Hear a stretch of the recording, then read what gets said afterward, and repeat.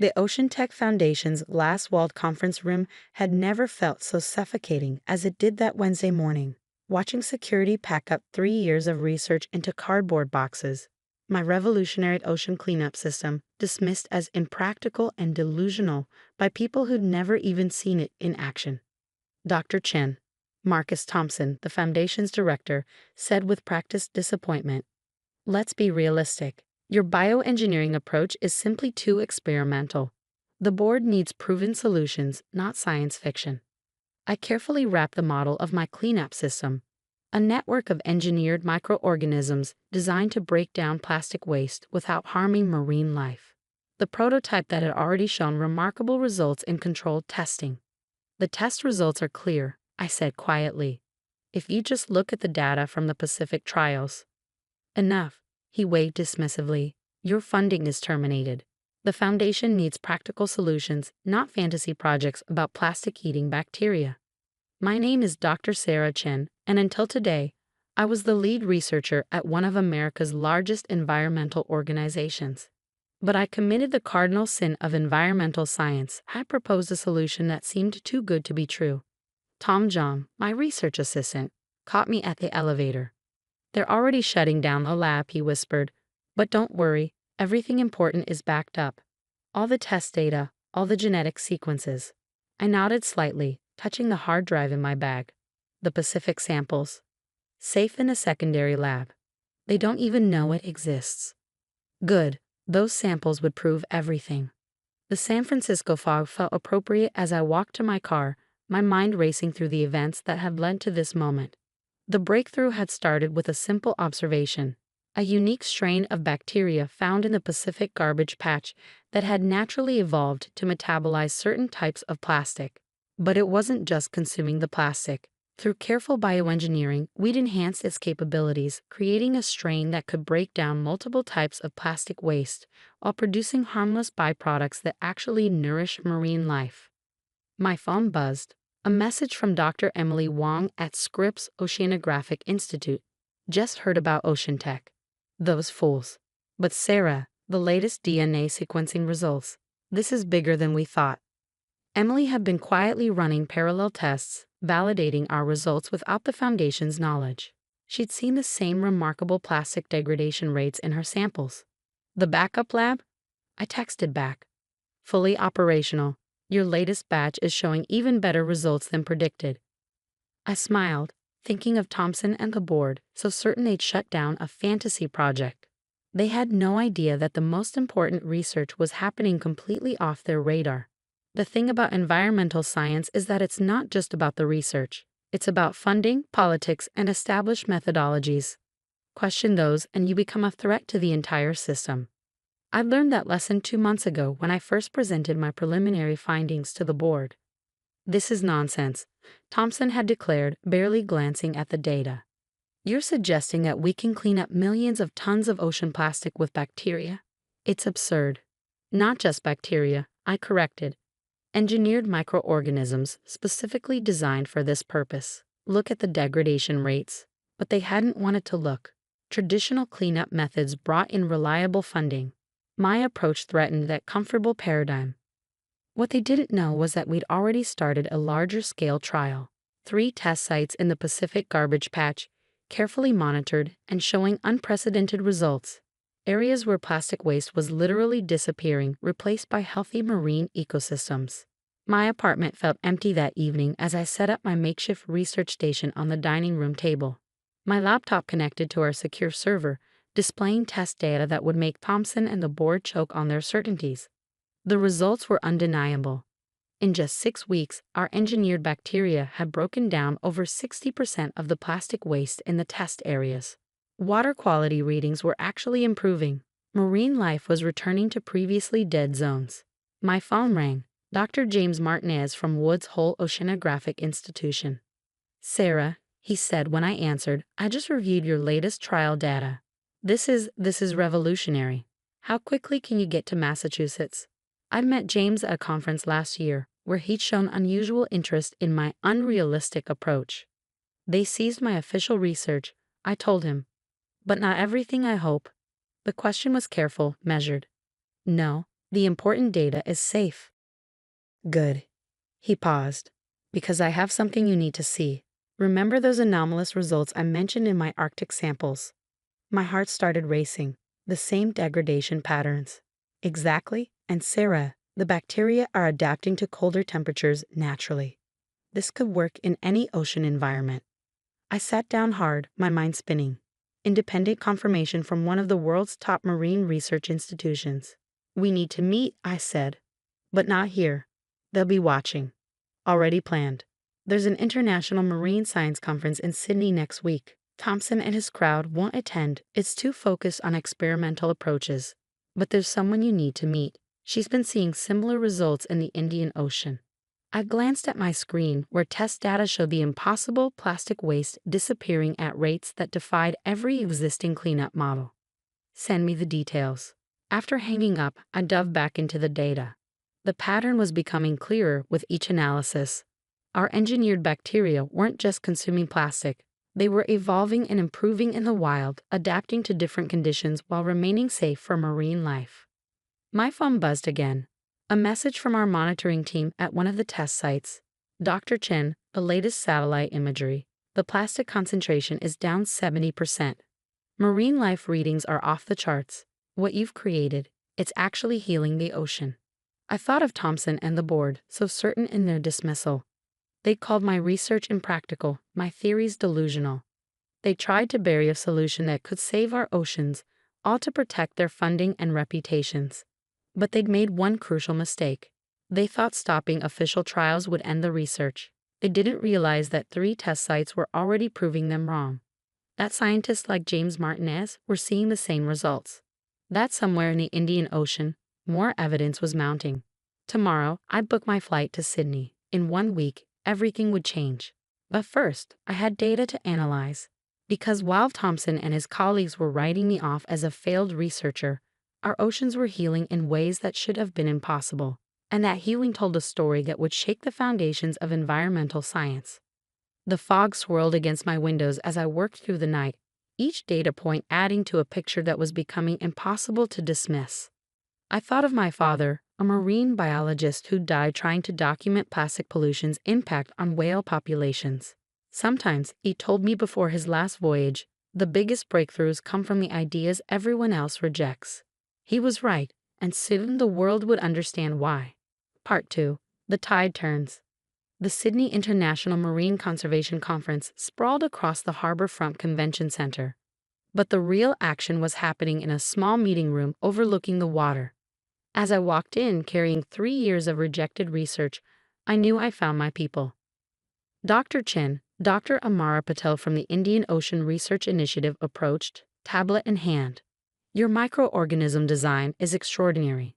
The plastic degradation rates we're seeing, they're unprecedented. I studied her, brilliant, practical, the kind of scientist who cared more about solutions than accolades. This was the researcher James had mentioned, who'd been witnessing similar results in her waters. Show her, James called from his workstation. Show her what happened in your Maldives test site. For the next 4 hours, we compared data sets, my Pacific garbage patch trials, James' Arctic testing, Amara's work in the Indian Ocean. 3 independent studies, all showing the same remarkable results, plastic waste disappearing at rates that defied conventional cleanup models, with marine ecosystems actually thriving in the aftermath. The microorganisms aren't just consuming the plastic. Amara explained, showing underwater footage. Look at this sequence. They're breaking it down into compounds that are actually nourishing the marine food web. The biodiversity readings in our test areas are higher than in untouched control sites. It's becoming a positive feedback loop, I realized. The healthier the ecosystem gets, the more effectively it processes the remaining plastic. James finished. It's not just cleanup, it's restoration. My hands trembled as I pulled up my latest satellite imagery, and the bacteria naturally stop reproducing once plastic levels fall below a certain threshold. They've become part of the ecosystem without disrupting it. Self-limiting, Amara smiled. Nature's perfect balance. The implications were staggering. Current ocean cleanup methods were expensive, energy-intensive, and barely made a dent in the problem. But we found a way to harness nature's own processes to not just remove plastic, but restore damaged ecosystems in the process. My phone buzzed, a message from Tom. Thomson is claiming credit for early research on your project at the EPA conference. Says it was too dangerous to pursue. What should I do? I smiled. Nothing. Let him talk. We have bigger plans. Over the next 3 days, we worked around the clock, combining our data and refining deployment models. Other researchers joined us, a marine biologist from Norway, an oceanographer from Chile, a genetic engineer from New Zealand. Each brought their own insights and validation. It's not just working in one ocean environment, Dr. Johansen from Norway explained, showing his results. The microorganisms adapt to different temperatures, salinities, and plastic compositions. They're evolving in real time to maximize efficiency. Traditional methods missed this approach entirely, James added, because they were focused on physical removal. Nobody thought to look for biological solutions already emerging in nature. On the third day, we presented our combined findings to the conference. The room overflowed with marine scientists, conservationists, and government representatives, people who understood the urgency of the plastic crisis and were desperate for real solutions. The data was undeniable. Satellite imagery showed plastic concentrations decreasing by up to 80% in test areas. Water quality measurements revealed healthier ocean chemistry. Biodiversity surveys documented marine life returning to previously devastated regions. During a break, my phone rang. A number I didn't recognize. Dr. Chen, this is Admiral Lisa Rivera from the U.S. Navy Environmental Division. We've been monitoring your test sites through our satellite network. We need to talk immediately. The next 2 weeks were a whirlwind. Meetings with naval research teams, emergency consultations with the UN Environmental Program, fast-tracked environmental impact assessments from multiple governments. Then came the call that changed everything. Dr. Chen, the UN Secretary General's voice was solemn. We've reviewed the combined data from all test sites. This is unprecedented. The Security Council is convening an emergency session on ocean restoration. How quickly can you scale up deployment? I thought of our samples, our production facilities, our distribution plans. We're ready. The news broke on a Friday morning. Revolutionary ocean cleanup method shows dramatic success in Pacific garbage patch. My phone exploded with messages. Environmental groups, government agencies, former colleagues, and then the one I've been waiting for, Thomson from Ocean Tech. Sarah, his voice had lost its condescension. The foundation would like to discuss your return, with full funding and directorship of a new department focused on bioremediation. No thank you, I interrupted. I'm actually heading to a meeting at the UN. We're establishing an international ocean restoration initiative. I'm leading the scientific team. The silence was delicious. The next months were intense. Training deployment teams, setting up bioproduction facilities, working with governments to coordinate global release strategies. But the results exceeded our wildest hopes. Satellite imagery confirmed dramatic reduction in plastic concentrations across all test regions. Marine life flourished in areas that had been virtual dead zones. Coastal communities reported cleaner beaches and rebounding fish populations. 1 year after my humiliating exit from Ocean Tech, I stood at the United Nations General Assembly, presenting our results to world leaders. Thomson was in the audience. I spotted him in the environmental NGO section, wearing an unconvincing smile as I received a standing ovation. The paradigm shift in ocean conservation, the Secretary General announced, begins today. But the real victories came in smaller moments. A sea turtle sanctuary in Costa Rica reporting record hatchling survival rates. A fishing village in Indonesia seeing fish stocks return after decades of decline. A coral reef in Australia showing signs of recovery after years of plastic-induced stress. James now runs the Atlantic Deployment Initiative. Amara coordinates efforts across the Indian Ocean. Tom leads our monitoring program, documenting ecosystem recovery worldwide. Last week, I received a letter that made me cry. Dear Dr. Chen, 20 years ago, I watched my father's fishing business collapse as the oceans died around us. Yesterday, my son caught more fish in our local waters than I've seen in 2 decades. You didn't just clean the ocean, you gave us back our way of life. Thank you for not giving up when they tried to stop you. Carlos Mendoza, Puerto San Carlos, Mexico. I keep that letter in my office at the new Global Ocean Restoration Center. Next to it sits a framed copy of my termination notice from Ocean Tech, signed by Thompson. Together, they remind me that breakthrough moments often look like failure to those too invested in old ways of thinking. The center itself is different from traditional research institutions. We encourage innovation, cross-disciplinary approaches, indigenous knowledge integration. Every researcher is taught to look for solutions that already exist in nature, to follow the evidence even when it challenges convention. Thompson left Ocean Tech last month. His replacement has approached us about collaboration, though they call our technology by a different name now. It doesn't matter. What matters is that the oceans are healing.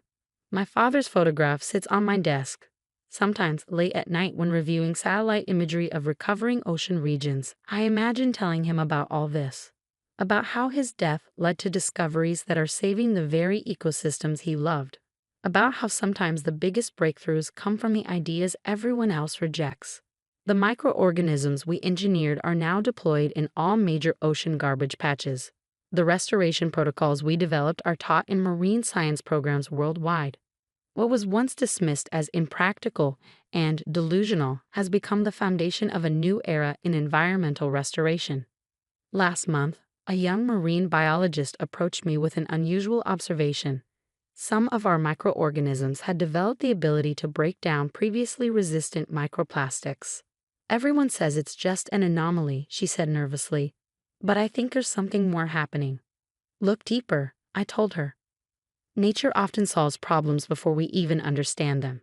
Her discovery is already helping us address the most persistent forms of ocean plastic pollution. The old guard still resists sometimes. Change is hard, especially for those who built careers on previous approaches. But the results speak for themselves. Every new satellite image shows expanding zones of recovery, blue spaces where there were once islands of garbage. Yesterday, I spoke at a marine science graduation. A student asked what it felt like to be escorted from Ocean Tech that foggy Wednesday morning. It felt like failure, I admitted.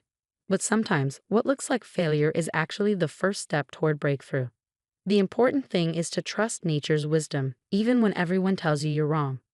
The battle for our oceans isn't over. There are still challenges to solve, still damaged ecosystems to heal. But we've changed the approach. We've learned to work with nature's own intelligence rather than imposing our limited solutions.